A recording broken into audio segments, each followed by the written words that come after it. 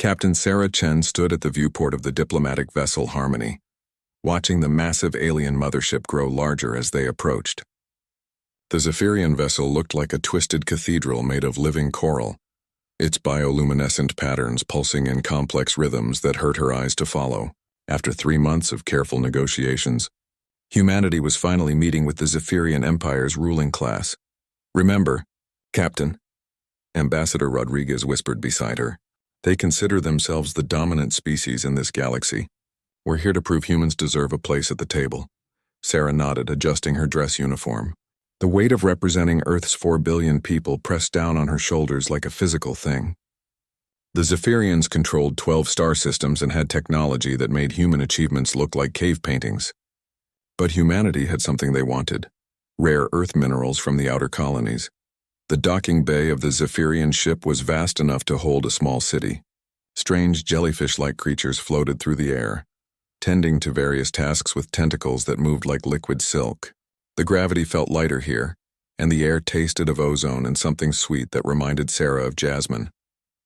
Their escort arrived moments after they disembarked.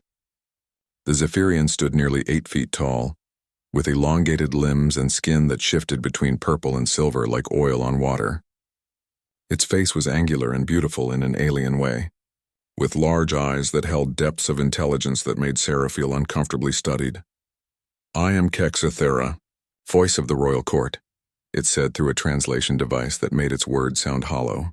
"Her Majesty Queen Veltara awaits your presence." The throne room was a marvel of biological architecture. The walls breathed slowly, and phosphorescent veins ran through the floor like a circulatory system. Dozens of Zephyrian nobles lined the walkway, their elongated forms draped in what looked like living fabric that moved and shifted colors according to some unknown pattern. At the far end sat Queen Veltara on a throne that seemed to be carved from a single massive pearl. She was beautiful and terrible, with skin that gleamed like polished obsidian and a crown of what appeared to be crystallized light. Her presence filled the room with an authority that made every human in the delegation unconsciously straighten their posture. "So," the Queen's voice resonated without need for translation, somehow speaking directly into their minds. "These are the humans who think they can bargain with the Zephyrian Empire." Ambassador Rodriguez stepped forward, bowing precisely as they had practiced. "Your Majesty, we come seeking mutual benefit. Our colonies possess resources your empire needs, and we hope to establish trade relations that profit both our peoples."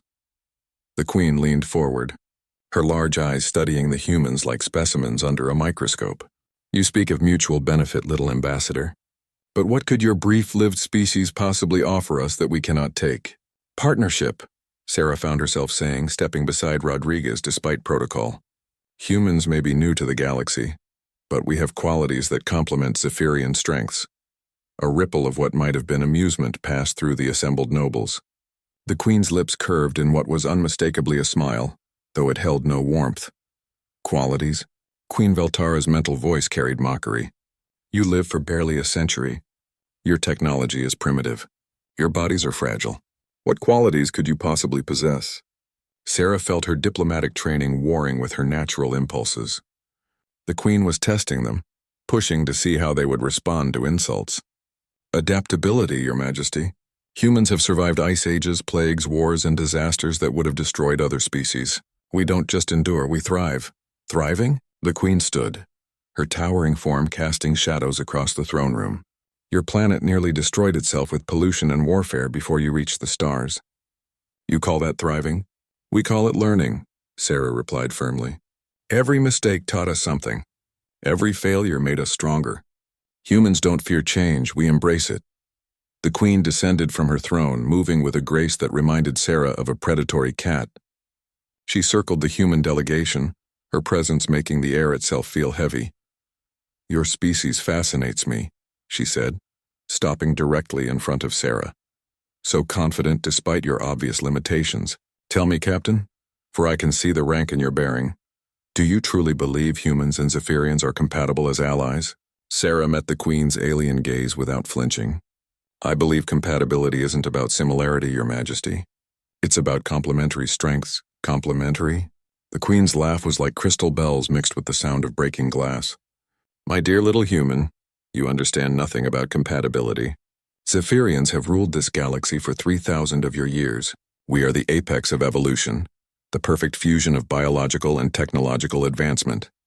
The Queen's mental voice took on a tone of superior amusement as she continued.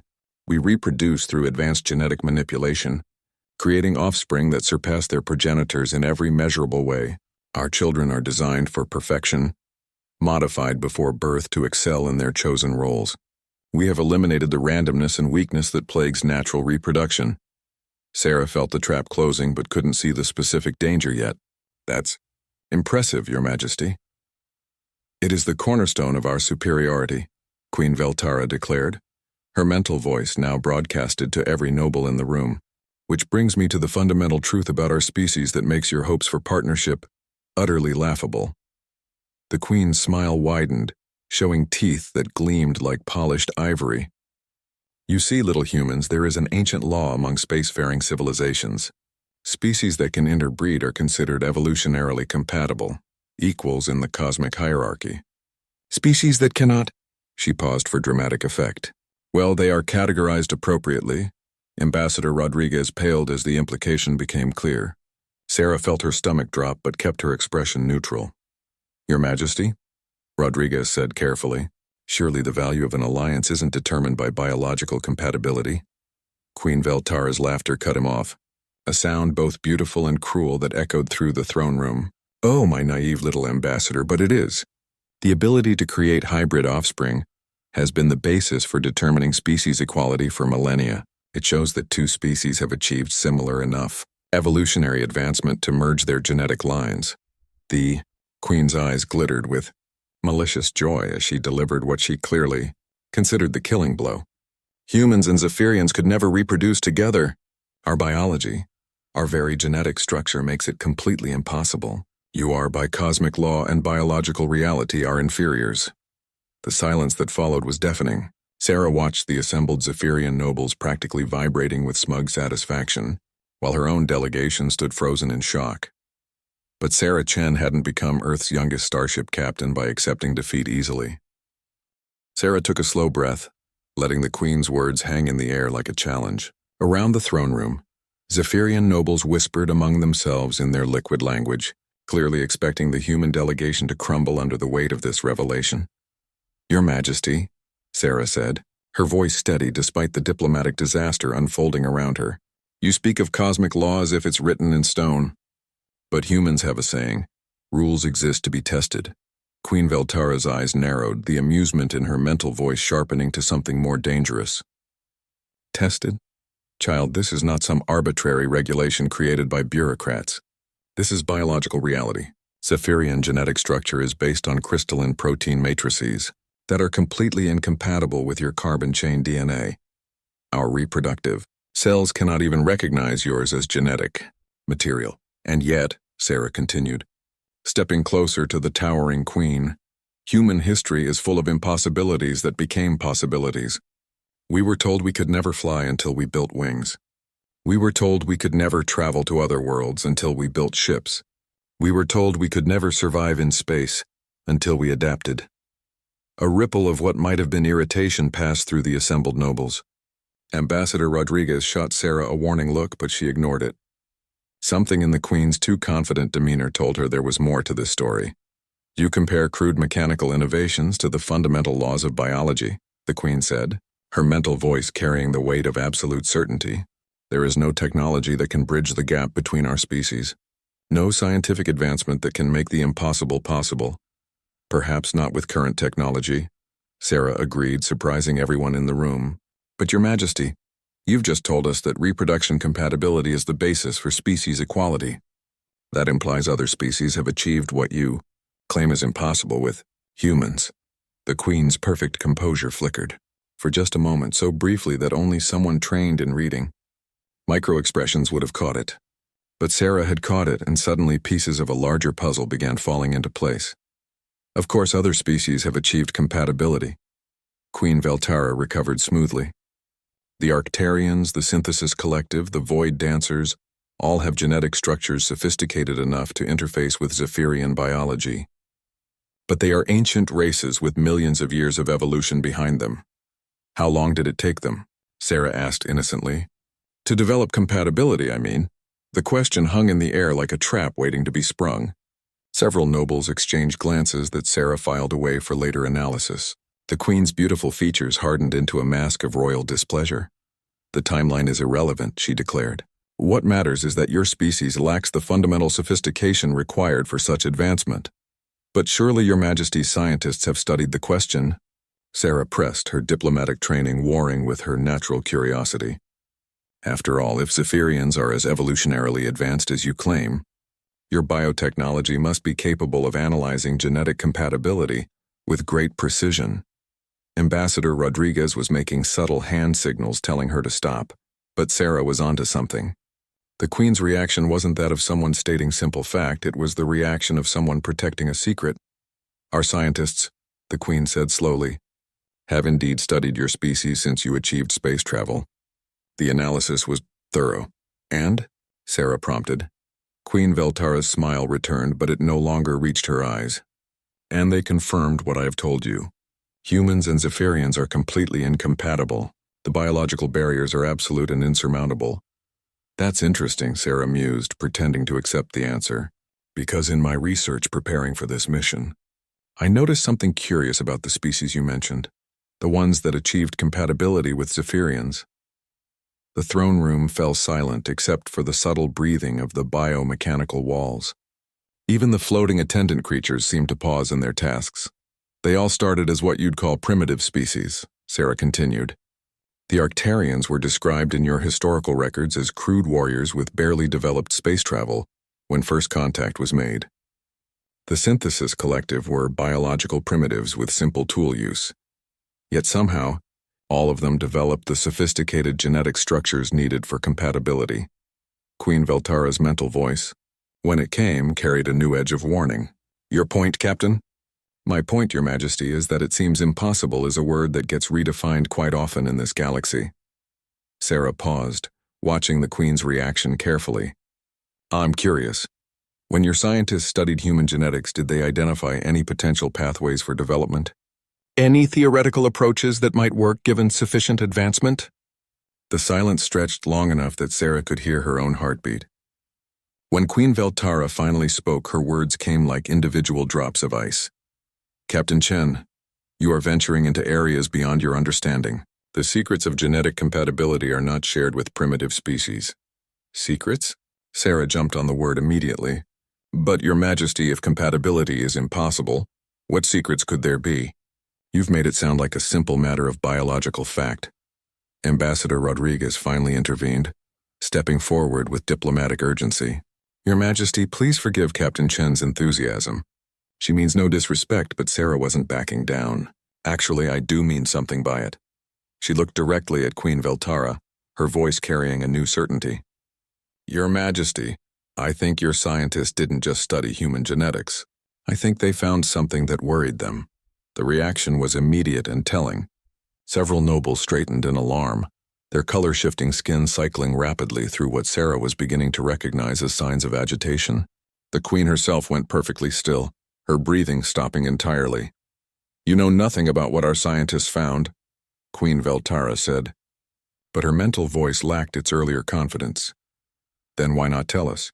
Sarah challenged. If human Zephyrian compatibility is truly impossible, if we're truly inferior, what harm could there be in sharing the details of that analysis? Unless what? The Queen's voice carried deadly quiet. Sarah took a deep breath, gambling everything on her intuition. Unless they found that compatibility isn't impossible. Unless they discovered that humans have something that makes you nervous. The explosion of mental energy from Queen Veltara hit every human in the room like a physical blow. Ambassador Rodriguez staggered, and two junior diplomats actually fell to their knees. But Sarah stood firm, meeting the alien Queen's blazing gaze. You dare suggest, the Queen's mental voice roared through their minds, that my scientists would lie to me? No, Your Majesty, Sarah replied steadily, despite the psychic pressure threatening to crush her thoughts. I suggest they told you exactly what they found, and that's what has you worried. The Queen's rage cut off abruptly, leaving the throne room in ringing silence. When she spoke again, her voice was soft and more dangerous than any shout. You are a clever little creature, Captain Chen. Perhaps too clever for your own good. The tension in the throne room was thick enough to cut with a blade. Queen Veltara stood motionless, her alien features locked in an expression of calculating rage that made Sarah's survival instincts scream warnings. But she had come too far to back down now. Your Majesty, Sarah said carefully, I'm not trying to cause offense. I'm trying to understand the truth. Truth? The Queen's laugh was bitter and sharp. You want truth, little human? Then let me share some truths with you. Queen Veltara began pacing around the human delegation, her movements predatory and fluid. When my scientists first analyzed human genetic material, they expected to find exactly what we always find. Simple carbon-based proteins arranged in predictable patterns. DNA sequences that follow the basic rules all primitive life obeys. Sarah remained silent, sensing that the Queen was about to reveal more than she intended. But humans, the Queen continued, her mental voice taking on a tone of grudging fascination, proved to be unusual. Your genetic code contains sequences that shouldn't exist in a naturally evolved species, patterns that suggest artificial modification at some point in your evolutionary history. A murmur ran through the assembled Zephyrian nobles. Ambassador Rodriguez shot Sarah a look of pure alarm, but she kept her expression neutral despite her racing thoughts. Furthermore, Queen Veltara went on, your DNA shows evidence of multiple rapid evolutionary leaps. Changes that should have taken millions of years compressed into mere thousands. Your species has a genetic plasticity that defies conventional biological understanding. Sarah's mind was spinning. This was not what she had expected to hear. Your Majesty, are you saying that humans were artificially modified by someone? That is one possibility, the Queen admitted reluctantly. Another is that your species possesses an unknown mechanism for accelerated evolution. Either explanation is troubling. Troubling how? Queen Veltara stopped pacing and fixed Sarah with a stare that seemed to pierce straight through her. Because, Captain Chen, when my scientists ran theoretical models of human genetic development, they discovered something that shook the very foundations of our understanding. The silence stretched until Sarah thought she might scream from the tension. Finally, she couldn't stand it anymore. What did they discover? They discovered, the Queen said slowly, that human genetics contain dormant sequences that perfectly complement Zephyrian reproductive matrices. Not just complement, enhance them. The words hit the throne room like a bombshell. Several nobles made sounds of distress, their skin cycling through colors Sarah had never seen before. Ambassador Rodriguez went pale as death. That's impossible, Rodriguez whispered. So we thought, Queen Veltara agreed grimly. But the models were run hundreds of times. The results were always the same. Under the right conditions, with the right activation triggers, human Zephyrian hybrid offspring wouldn't just be possible. They would be superior to either parent species. Sarah felt like the universe had just shifted around her. Superior how? Combine Zephyrian longevity and psychic abilities with human adaptability and genetic plasticity, the Queen explained, her mental voice heavy with implications. The theoretical offspring would live for millennia while retaining the ability to rapidly adapt to new environments and challenges. They would be the ultimate fusion of biological stability and evolutionary flexibility. But Your Majesty, one of the nobles interjected, its mental voice tight with anxiety. The forbidden protocols. Silence. Queen Veltara's command hit the speaker like a physical blow, sending the noble reeling backward. Sarah caught the exchange and filed it away. Forbidden protocols? Nothing that concerns you, the Queen said quickly, but Sarah could see the lie in her posture. Your Majesty, with respect, everything about this concerns us now. You've just told us that our species could theoretically produce offspring together. That makes us equals under your cosmic law. Theoretically, the Queen emphasized. The activation process would require genetic modifications so extreme that they would fundamentally change what it means to be human. You would cease to be your species and become something entirely new. But still equals, Sarah pressed. Queen Veltara's beautiful features twisted into an expression of profound frustration. Captain Chen, you understand nothing about the implications of what you're asking. Then explain it to us. Very well. The Queen's mental voice exploded with suppressed emotion. The truth is that 3 of my own scientists have already undergone the preliminary modifications necessary to test compatibility with human genetics. They volunteered for the experiments before the council could forbid the research. The admission hit the throne room like a thunderclap.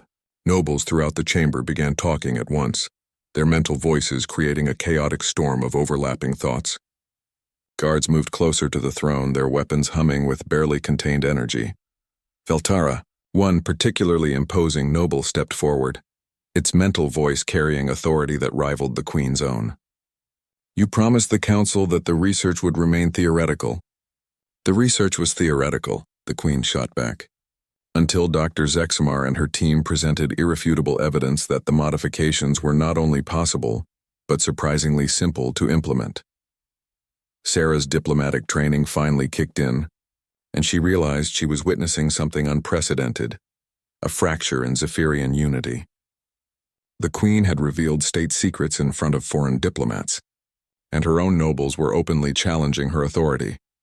Your Majesty, Sarah said quietly, cutting through the mental chaos, where are these scientists now? The question brought sudden silence to the throne room. Queen Veltara looked at Sarah with an expression that mixed respect, fear, and something that might have been hope. Dr. Zexmar and her team are currently in containment aboard this vessel, the queen admitted. The council ordered them isolated until the implications of their research could be properly assessed. And how long has that assessment been taking? 14 months. Sarah felt pieces of the puzzle clicking into place. Your Majesty, I think we need to meet with Dr. Zexmar. Absolutely not. The noble who had challenged the queen earlier moved forward aggressively. These humans cannot be allowed access to classified research.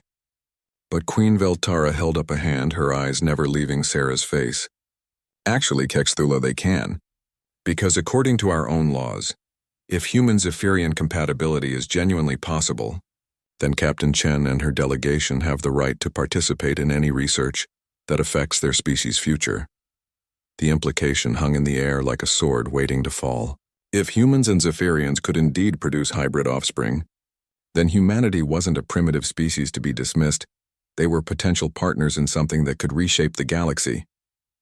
However, Queen Veltara continued, her mental voice taking on a dangerous edge. Accessing that research comes with conditions that you may not be prepared to accept, Captain Chen.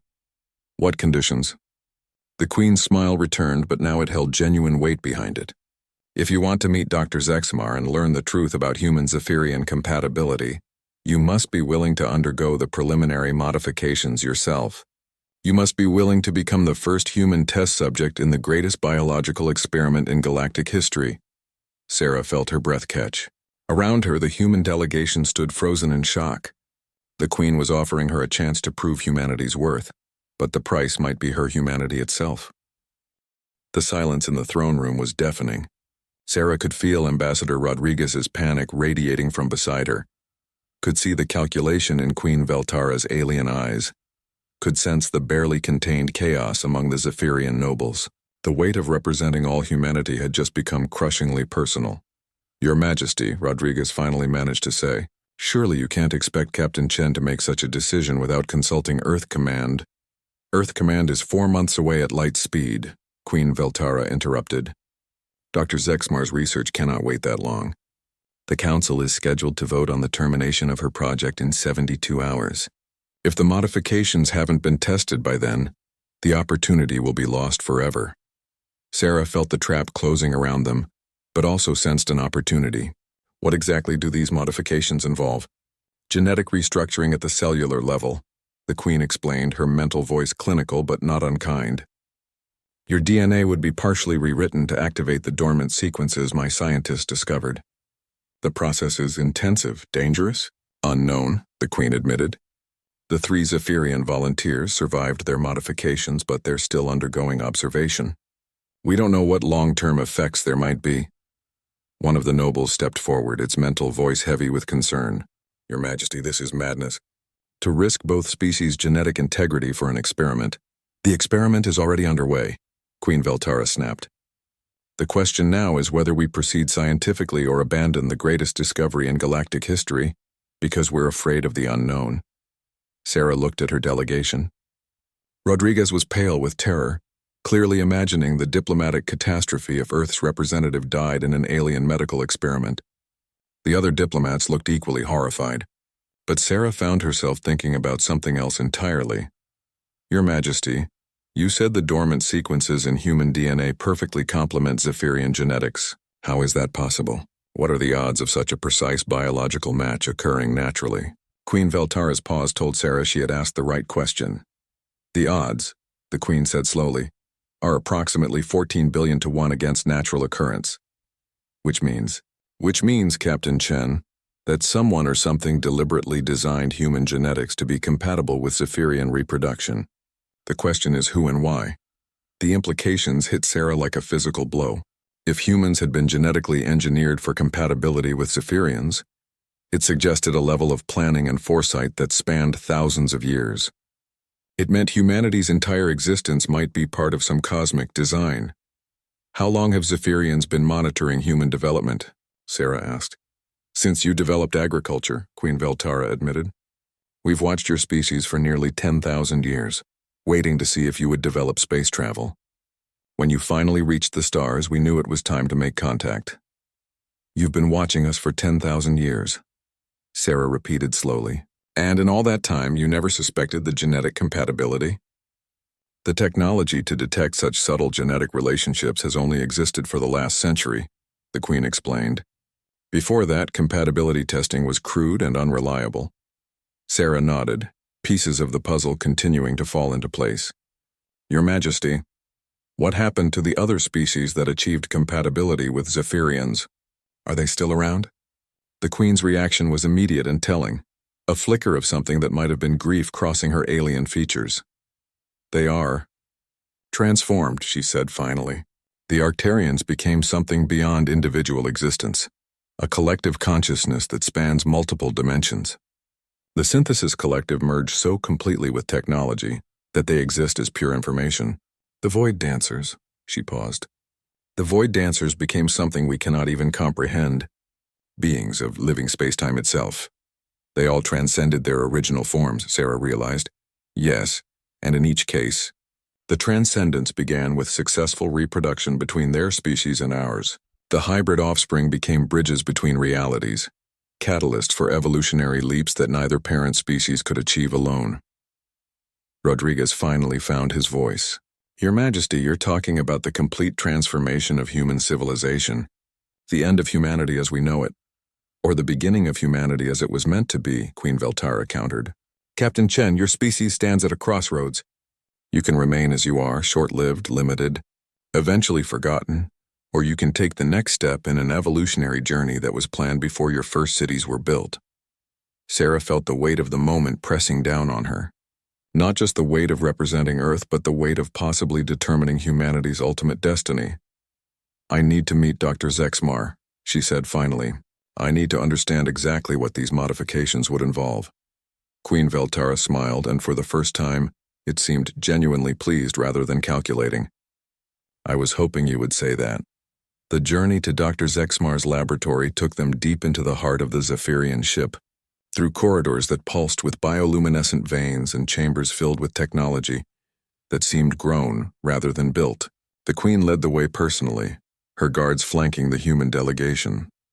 Your Majesty, Sarah said as they walked, can I ask why you're personally involved in this research? Surely there are other scientists who could handle genetic experiments. Because, the Queen replied, Dr. Zexmar is my daughter. The admission stopped Sarah in her tracks.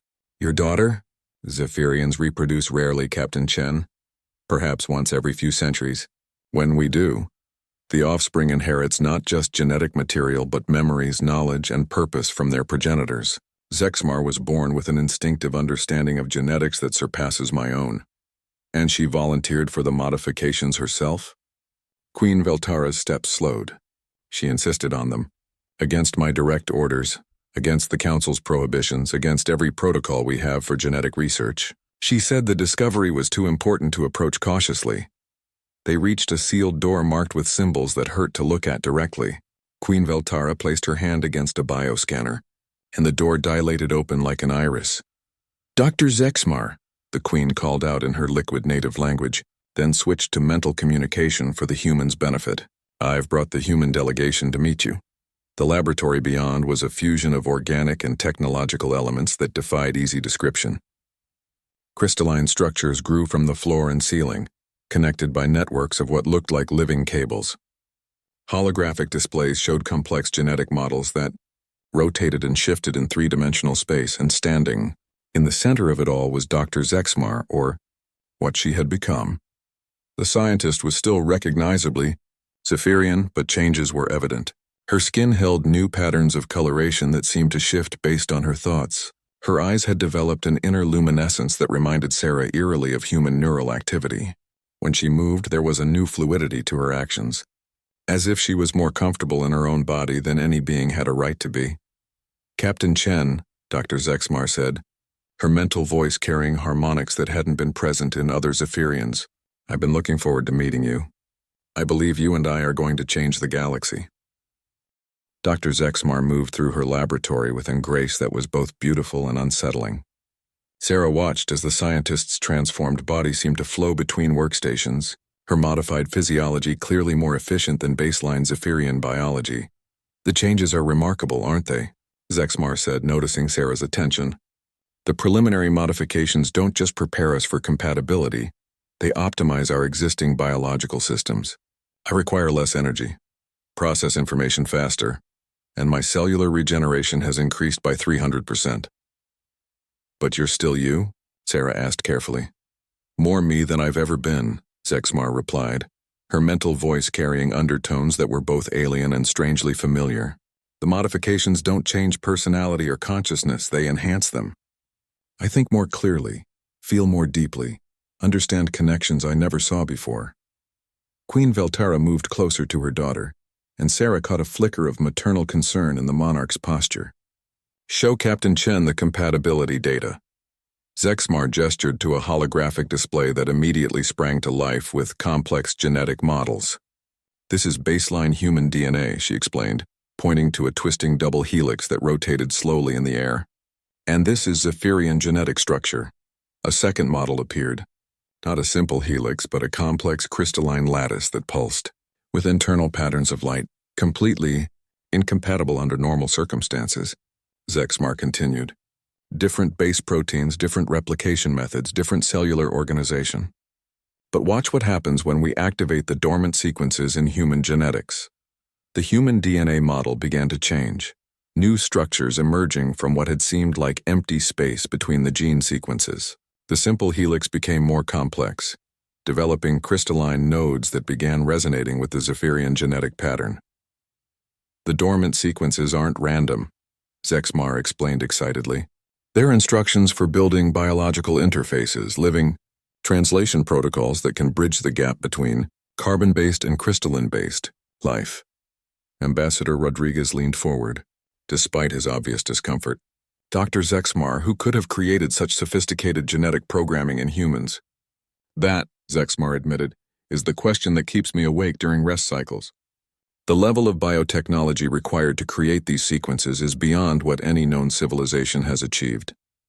It suggests intervention by beings we haven't encountered yet, or perhaps beings who existed long before current galactic civilization developed. Sarah studied the genetic models, her mind racing through possibilities. Could the sequences be self-generating? Some kind of evolutionary inevitability? Unlikely, Zexmar replied. The sequences are too precise, too purposeful. They're clearly designed rather than evolved. Someone wanted humans to be compatible with Zephyrians, and they planted the instructions in your genome thousands of years before you developed space travel. Which brings us to the central question. Queen Veltara interjected. Captain Chen, knowing what you know now, are you willing to undergo the modifications? Are you willing to become the first human Zephyrian hybrid carrier? Sarah felt the weight of the decision settling on her shoulders like a physical burden. What exactly would the process involve? Zexmar moved to another workstation, her transformed body interfacing directly with the organic controls. The modifications would take approximately 72 hours to complete. We would systematically activate the dormant genetic sequences while suppressing incompatible human traits. Your DNA would be rewritten at the cellular level. And the risks? Unknown but significant, Zexmar admitted honestly. The process has never been attempted on a human. Your physiology is different enough from ours that there could be unexpected complications. What kind of complications? Cellular breakdown, genetic cascade failures, neurological disruption. Sexmar paused. Or transformation into something that neither of our species would recognize as sentient life. The laboratory fell silent, except for the subtle humming of alien technology.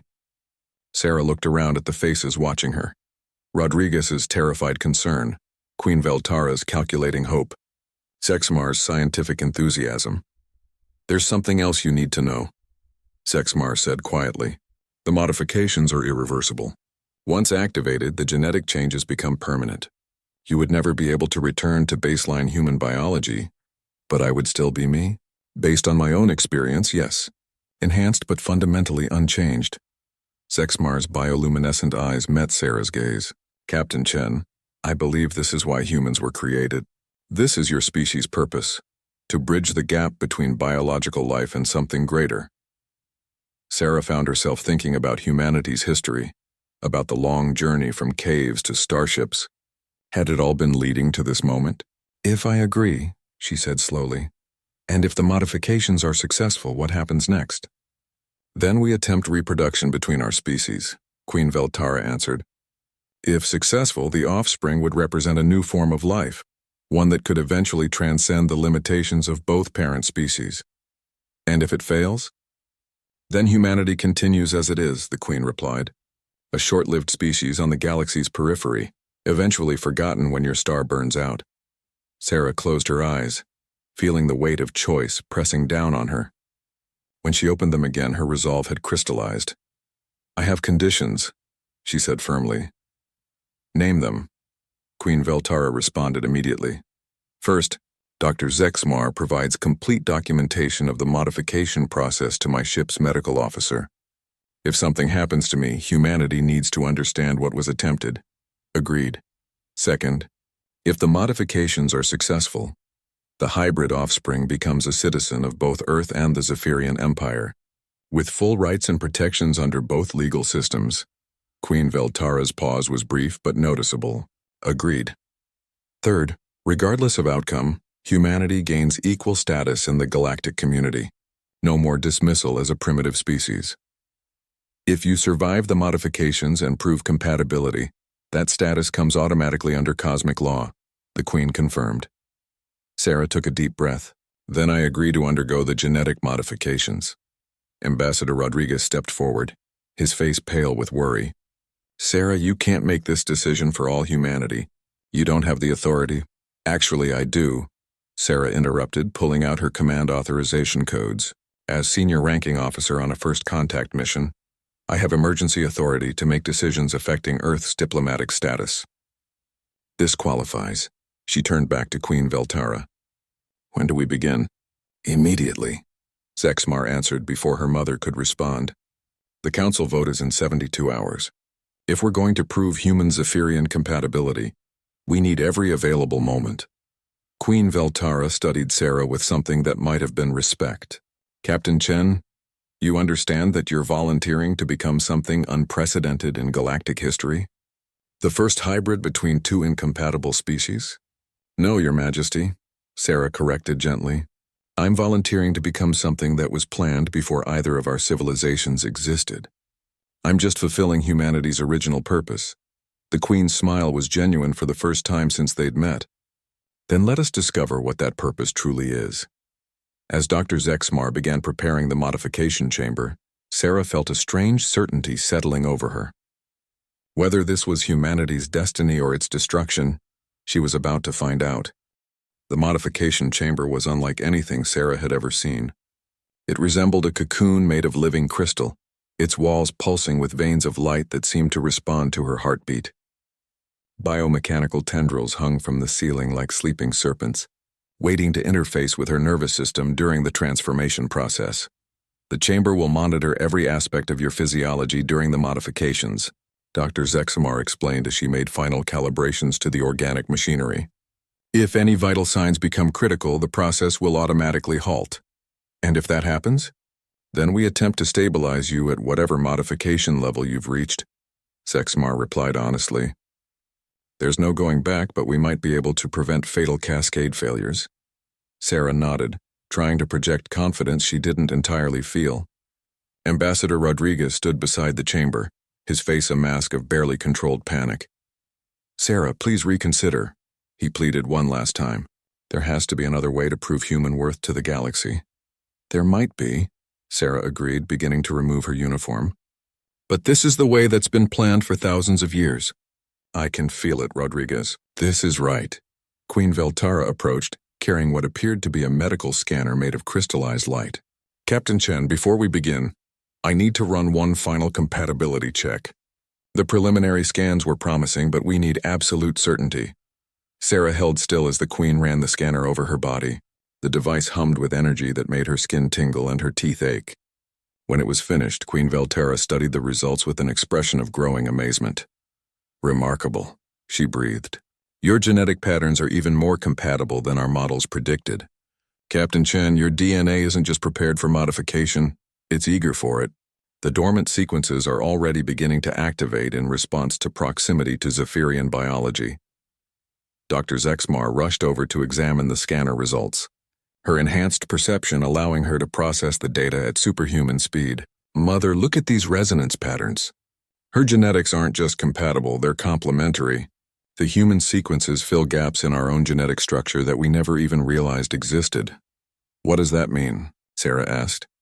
It means, Queen Veltara said slowly, that the eventual hybrid offspring won't just be viable, they'll be more genetically complete than either parent species. Whoever designed this integration created a form of biological synthesis that surpasses natural evolution. Sarah stepped toward the modification chamber, her resolve strengthening. Then let's find out what we're meant to become. The chamber opened like a flower, revealing an interior lined with soft, warm material that felt disturbingly organic beneath her feet. Biomechanical interfaces began extending toward her, their movements graceful and purposeful. The process will take 72 hours, Dr. Zexmar reminded her. For the first 24 hours, you'll remain conscious as the preliminary modifications begin.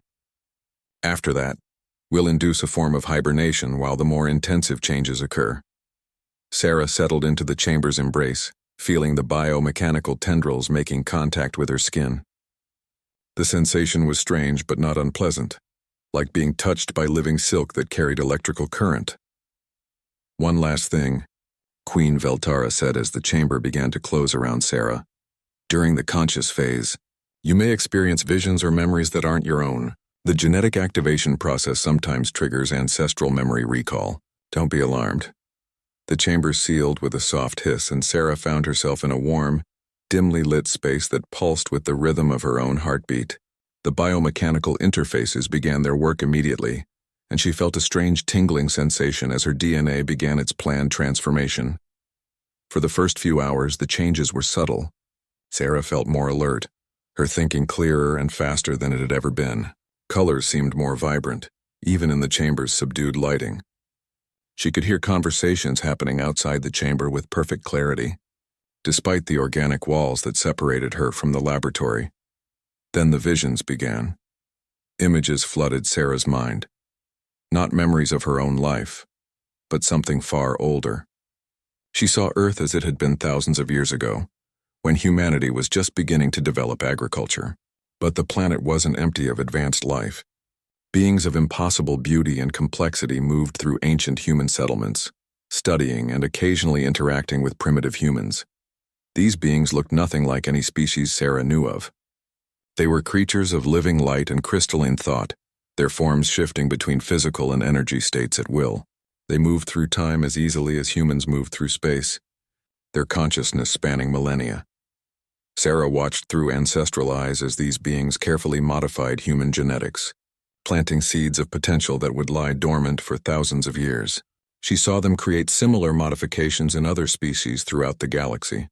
The Zephyrians, the Arcturians, all the races that had eventually achieved transcendence. The visions showed her the grand design, a network of species, each modified to be compatible with the others, each playing a specific role in an evolutionary journey that would eventually produce something beyond current imagination. Humans were the final piece of the puzzle, the adaptable, chaotic element that would catalyze the transformation of all the other species. Do you see it now? The voice came from everywhere and nowhere, speaking directly into Sarah's consciousness. It was neither male nor female, neither young nor old, but carried the weight of cosmic time. "Who are you?" Sarah asked, though she suspected she already knew. "We are the architects," the voice replied. "We are what you will become given enough time and wisdom. We are the end result of the evolutionary journey you are beginning. You created us, all of us. We guided you. Evolution is a river that flows toward greater complexity and consciousness. We simply carved the channel deeper, straighter, more efficient." Sarah felt her body changing around her as the conversation continued. Her bones were becoming denser but lighter, her nervous system rewiring itself for faster processing and greater sensitivity. "Why?" she asked. "Why go through such an elaborate plan?" "Because the universe itself is evolving," the architect explained. "Reality is becoming more complex, more challenging. Life as it currently exists will not be sufficient to navigate what is coming. You and your hybrid offspring are the next step in biological evolution, beings capable of bridging the gap between matter and energy, between thought and reality. And if we fail? Then the universe remains as it is, and eventually entropy wins. Stars burn out, galaxies drift apart, and consciousness fades into cosmic background radiation." The voice paused. "But if you succeed, if the synthesis is complete, then life transcends physical limitations entirely. Death becomes optional. Distance becomes irrelevant. Time becomes navigable." Sarah felt the full scope of the plan settling into her consciousness like puzzle pieces finding their proper places. Humanity hadn't evolved to be warriors or explorers or builders. They had evolved to be catalysts, the chaos factor that would transform stable galactic civilization into something unprecedented. The other species, she realized. The ones that achieved transcendence with the Zephyrians. They're still out there, aren't they? "They are preparing the way," the architect confirmed. "Each transcendent species becomes part of a growing network of consciousness that spans dimensions. When the human Zephyrian synthesis is complete, you will join that network and help guide the next phase of galactic evolution." Sarah's consciousness began to fade as the hibernation phase of modification began. Her last clear thought was a realization that made her smile despite everything. Queen Veltara had been right to laugh at the idea of incompatibility.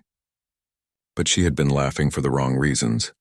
Humans and Zephyrians weren't incompatible at all. They were perfectly designed to create something that neither species could achieve alone, the next step in the universe's own evolution toward something greater than the sum of its parts. As sleep took her, Sarah felt her transformed body settling into new patterns of existence, preparing for the final phase of becoming what humanity had always been destined to become. Sarah woke to a universe that had become infinitely more complex and beautiful. Every surface in the laboratory hummed with visible energy patterns that she could now perceive directly through her modified nervous system. The air itself carried layers of information, chemical traces that told stories, electromagnetic signatures that revealed the emotional states of every being in the vicinity. She sat up in the modification chamber, and the movement felt different. Her body responded with perfect efficiency, every muscle fiber coordinated in ways that had never been possible before. When she looked down at her hands, she saw that her skin had taken on a subtle luminescence, patterns of light moving beneath the surface like bioluminescent veins. "How do you feel?" Dr. Zexamar's voice reached her through multiple channels, audible sound, electromagnetic resonance, and a form of direct consciousness contact that was entirely new. "Different," Sarah replied, then paused as she realized her voice itself had changed. It carried harmonics that hadn't existed before, overtones that seemed to resonate with the chamber's biomechanical systems. "But still me. Enhanced, like you said." Queen Veltara approached the chamber, her alien features showing an emotion Sarah could now read as clearly as human expressions, profound hope mixed with lingering fear. "The modifications are complete. According to our instruments, your genetic structure has successfully integrated Zephyrian compatibility, matrices while retaining essential human characteristics." Sarah stepped out of the chamber and immediately noticed that her perception of space had fundamentally changed. She could sense the precise location and movement of every object in the room without looking, as if her consciousness had expanded beyond the boundaries of her physical form. "The real test," Dr. Zexmar said quietly, is whether reproductive compatibility has been achieved. How do we test that without, Sarah began, then stopped as she realized what the scientist was suggesting. The traditional method would require actual reproduction, Queen Veltara explained. But we have developed cellular compatibility tests that can verify genetic fusion potential without full biological commitment. Dr. Mar moved to a workstation and activated a complex array of organic instruments. If you're willing, Captain Chen, we can extract cellular samples and attempt genetic fusion in laboratory conditions. If successful, we'll know that full compatibility has been achieved. Sarah nodded, still adjusting to her enhanced perception of the world around her. Ambassador Rodriguez approached cautiously, his face pale with worry and wonder. Sarah, are you still human? She smiled at him, and felt the expression carry emotional resonance that it never had before. I'm more human than I've ever been, Rodriguez, and I'm also something new. The testing process was surprisingly simple. Dr. Zexmar extracted genetic material from both Sarah and herself, then attempted cellular fusion using techniques that Sarah's enhanced understanding allowed her to follow with perfect clarity. The results were immediate and spectacular. The fused genetic material didn't just combine, it transformed into something entirely unprecedented.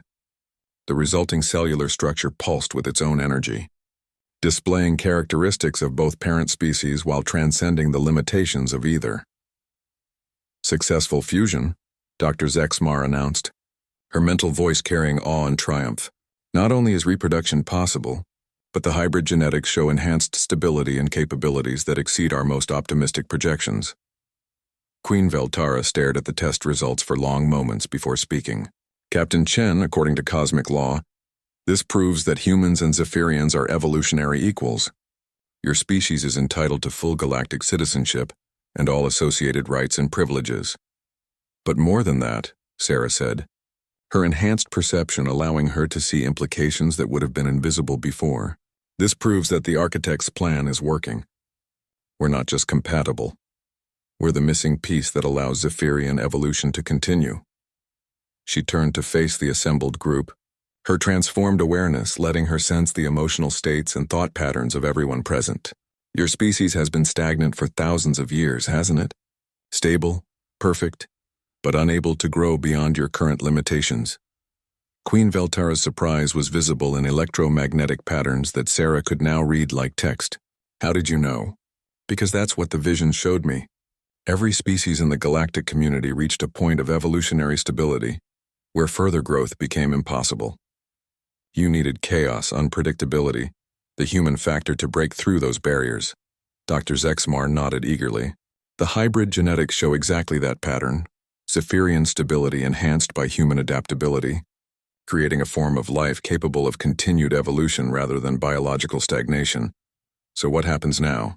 Rodriguez asked, clearly struggling to understand the implications of what he was witnessing. Sarah felt the answer forming in her consciousness, knowledge that seemed to come from the genetic modifications themselves. Now we contact the other transcendent species. The Arctarians, the Synthesis Collective, the Void Dancers, they've been waiting for this moment. Waiting for what? For the final piece of the puzzle to fall into place. For the last species to achieve transcendence so that the real work can begin. Queen Veltara's mental voice carried sudden understanding. The network. You're talking about joining the consciousness network. Not just joining it, Sarah corrected. Completing it. Humans were designed to be the chaos factor that would prevent the network from becoming static. We're the element that ensures continued growth and evolution rather than perfect stagnation. As if summoned by her words, new patterns of energy began manifesting in the laboratory. The air itself seemed to shimmer and bend, and forms of impossible beauty began materializing, beings of living light and crystalline thought that Sarah recognized from her visions. The architects, she whispered. The nearest being turned toward her, its form shifting between states of matter and energy. When it spoke, its voice resonated through multiple dimensions of reality. The synthesis is complete, it announced. Humanity has achieved its designed purpose. The galaxy is ready for the next phase of evolution. Sarah felt her consciousness expanding, connecting not just with the architects but with a vast network of transcendent beings that spanned the observable universe. She could sense the Arctarians' collective wisdom, The Synthesis Collective's technological mastery, the Void Dancer's manipulation of spacetime itself. And now, through her hybrid genetics, she could feel humanity's contribution flowing into the network, chaos and creativity, adaptability and stubborn refusal to accept limitations. The network, which had been stable but static for millennia, suddenly began growing and changing at an exponential rate. What does this mean for Earth? Rodriguez asked, his voice small in the face of cosmic transformation. It means, Sarah replied, her awareness now spanning galaxies while still maintaining her essential humanity, that every human has the potential for this transformation. The dormant sequences exist in all of us. Earth will become the training ground for the next generation of transcendent beings. Queen Veltara stepped forward, her regal bearing now tempered with something approaching reverence. Captain Chen, on behalf of the Zephyrian Empire, I formally recognize humanity as our evolutionary partners and equals in the cosmic community. But Sarah was already looking beyond formal recognitions and diplomatic protocols. Through the network, she could perceive challenges approaching from beyond the galaxy, forms of entropy and chaos that would require transcendent consciousness to address. The real work was just beginning. Your Majesty, she said, smiling with both human warmth and newfound cosmic awareness. I think our species are going to be much more than partners. We're going to be the foundation for something the universe has never seen before. In the laboratory around them, biomechanical systems began reconfiguring themselves automatically, preparing for the transformation of the entire Zephyrian ship into something capable of operating across multiple dimensions of reality. The age of single-species civilizations was ending. The age of transcendent synthesis had begun, and at its heart, the impossible had become inevitable. Humans and Zephyrians, working together to guide the universe itself toward its next phase of evolution. The alien queen had laughed at the idea of reproduction between their species. Now she was witnessing the birth of something that would make gods of mortals and turn the galaxy into a nursery for beings whose potential had no limits. Sarah Chen, the first human Zephyrian hybrid consciousness, smiled as she felt the universe itself beginning to evolve. The journey was just beginning, but for the first time in cosmic history there was no destination that couldn't be reached. Humanity had found its purpose, and the universe would never be the same.